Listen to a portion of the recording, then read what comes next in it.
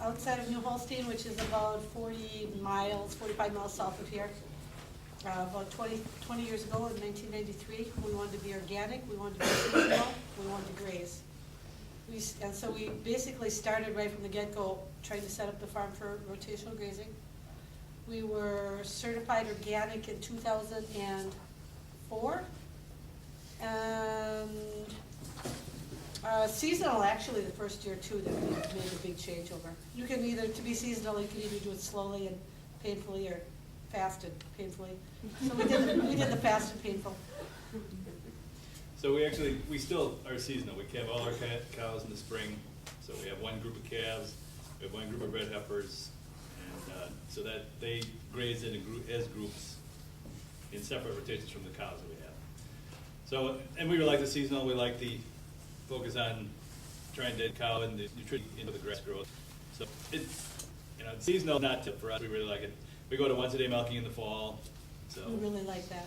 that's quality of life kind of issue. So for us, we continue to do the seasonal, but it does add another level of management and sometimes challenges if you have a hot, dry summer and trying to maintain fertility in the herd. But that being said, it can simplify the management too, because you have a group, it's like having one cow. I mean, you treat the whole group the same way. You don't have to worry about a dry cow and a middle lactation cow and a newly fresh cow and trying to balance out. We can manage that whole group of cows the same way, and the same with the calves. So we actually have, the farm is contiguous, about 240 acres, and of that, I think 210 is actually tillable land. So we have all of that in grass, and then we have another farm that we rent that's 80 acres that we graze the yearlings and the heifers. Once we started grazing, we realized how easy it was going to be, really, to take that next step and get certified organic, because I think, somewhere 95% or 90% of the benefit of the health of the animal is opening the barn door and getting them out. You get them out on pasture, they're on dirt, they're in sunshine, breathing fresh air, getting exercise. So it got rid of like 90+% of your problems. So from the health aspect, and that's one of the things that you might be talking about with your farmers that you're talking to, so it made organic so much more doable than when you have a confinement operation and they're standing on concrete and their feet are wet and they're not moving, you're trying to prevent all these problems where once we opened the door and got them out. The history of our farm, which is the Adamski family has owned our farmstead for over 100 years. I believe, I can't document it, but I believe that grazing has always occurred. My parents and my uncle were grazing when I started taking over the operation in the mid-'80s, and they were considered to be the backward farmers because they were still grazing and everybody else was either green chopping or chopping the feed and storing it in silos. They were at a position in their life cycle that they were not willing to invest, and they were content with staying with grazing. I came in with the idea of after having seen the Center for Rural Affairs in Walt Hill, Nebraska advocating grazing, and reading the New Farm magazine and Rodale publication, seeing that grazing was an opportunity. I talked with Russell O'Harrell from O'Connell Falls, who had traveled to New Zealand, and he was on the Board of Regents at UW-Madison, and he was pushing the College of Ag and Life Sciences to do something with grazing, because he was a cost effective. He wanted to see this cost savings that Paul and Tom were talking about, and wanted to document that, and we're able to put it in place. So I didn't really see the dramatic changes. I didn't start from a confinement operation. I was basically taking over a grazing operation, and I was improving the management of the grazing. If you remember, 1988 was a serious drought year. We were grazing through the drought. I remember it was that year, and that experience was absolutely wonderful learning experience for me, because I was working with, I was in the farm training program through NWTC, and Ken Euland, our farm training instructor at the time, was more than willing to, as part of his obligation to commitment to the enrollees in the program, to spend time on the farm, and he was collecting the data I think it was, I'm not sure if it was weekly or every other week, but we were doing quality and qualitative testing of the forages and correlating that with milk production. And we were seeing, you know, the relative feed values off of the chart. Even in the midst of the drought, we had, I still remember, a 1/4 ton per acre of growth, but the relative feed value was like 250. So we were, even though we were grazing little stubble, we were learning how to graze. We had to build up confidence that it was going to work. But at the same time, I was correlating the data with my eyeballs to learn what a 1/4 ton per acre looked like, what a ton per acre looked like, and then being able to learn how to manage that, correlating that with the number of animals. So that learning experience for me was fundamental. That both Valerie and I have a strong environmental background and are dedicated to providing, we say that we want to farm with nature. We're still struggling with that. We don't know what that is, but we say that it's part of the puzzle. We've got economics here and we've got our values, but the reality of economics is very pressing and very demanding. So we have to make it economically viable. And I think we've done that by participating in the organic market.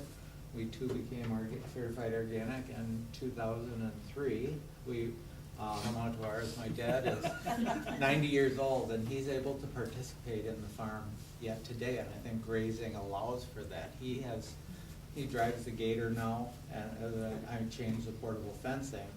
He's actually changed fence. He's got a lot of those old style fences because he doesn't like the high tensile fencing, which is much more rigid and less flexible. He likes the old twist style.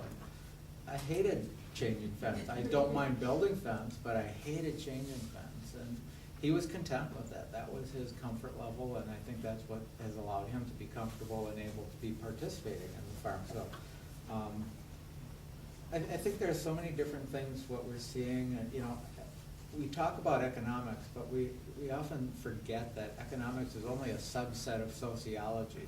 Sociology is really how we interact with each other, and economics is only a way of measuring those contracts, those agreements that we have with each other. And yes, it's very, very, very important today. Economics is paramount in our understanding of how we understand and deal with each other. So I'm not saying that this isn't important, but it's important that we understand that sociological understanding of how people make decisions. Tom was talking about we can't talk about return on investment to small-scale farmers because they're doing it for a lifestyle choice. They want to make a family living. That's in fact, that was fundamental to Valerie and my decision to maintain the size that we were at, and we've struggled with what is the right fit, what is the right size. I think Valerie and I have had a tension zone. I've wanted to increase the production level because I felt like we needed to increase the scale of the farm to make it more economically viable. Valerie was feeling like with the seasonal calving, and I agree with her that seasonal calving has been a blessing and a curse. It very much focuses us on breeding in the summer season. In the fall and winter, it's more of a coasting time where you're just maintaining the production level. Our season really starts in spring. Our new year starts in March when the calves start coming. And we go from a mostly dry cow period at the end of the winter season, and you get calves hitting the ground, and that's the cropping season. So it's intense, but you can also be focused on it. And Valerie has done an extraordinary job in terms of she's done AI work, and she just loves watching the cows for being in heat, and I think she's had something like a 75% return first service conception rate, which is in the industry, it's remarkable. So there are reasons, there are complications with it as well. Rick, can you take a few minutes and talk about the other extraordinary thing that you're doing on your dairy farm with Andy? Okay. What Penny is reminding me of is getting the next generation started. Paul started talking about it a little bit, and Wayne and Kay have participated in it too, with the School for Beginning Dairy Farmers, but currently Andy Jaworski, some of you might know that Don Jaworski is his father. Andy is 29 years old, and he and his parents own and operate a farm, actually 2 parcels of land, and Andy was wanting to get started in the dairy grazing industry. Wasn't sure exactly how to get started, and so we had a milk share agreement for the last 2 3/4 years. We're coming to an end of our 3-year contract. The intent was that we were going to basically operate the 2 parcels of land as one, even though they were like 10 miles apart. So all of the replacement heifers are raised at Andy Jaworski's property, his parents' property, and the milking is occurring at our place. So we increased the size of the herd to 90 cows so as to split the income and to split the expenses equally. There are some minor changes. If not all of the expenses are split 50-50. We take into account the capital expenses. That's going to happen down the road. Right now, Andy is building a robotic milker facility on his parents' property, aiming to maintain the organic farming industry in Pittsfield Township, just I think it's only about 5 miles west of Green Bay. We have worked together in those basic decision-making models for the last 2 3/4 years. But it's a part of the other initiative that I work with is the Dairy Grazing Apprenticeship Program, which is a part of the Grassworks. It was started with Grassworks organization. The Dairy Grazing Apprenticeship Program is trying to make a formal transition so that farmers who are gray we're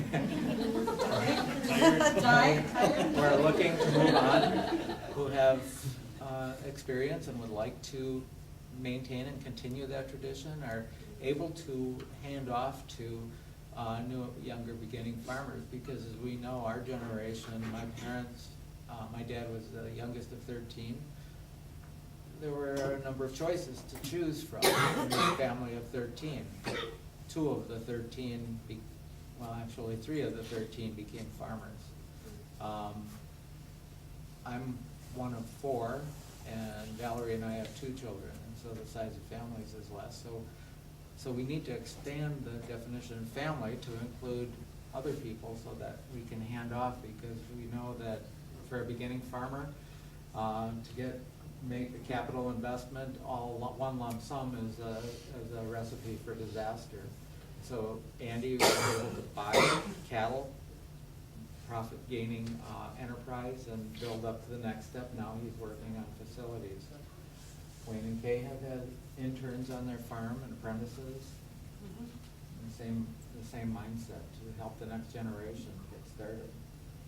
Learning from their experience as well as answering questions, and that youth coming back into the farm reinvigorates us as well, because we can get old and stale and get into a trend and not do things the same way. And when you're asked questions by someone who comes in from the outside, why are you doing it this way? If the answer is we've always done it that way, that's not good enough. I think that's a great opportunity to reevaluate what you're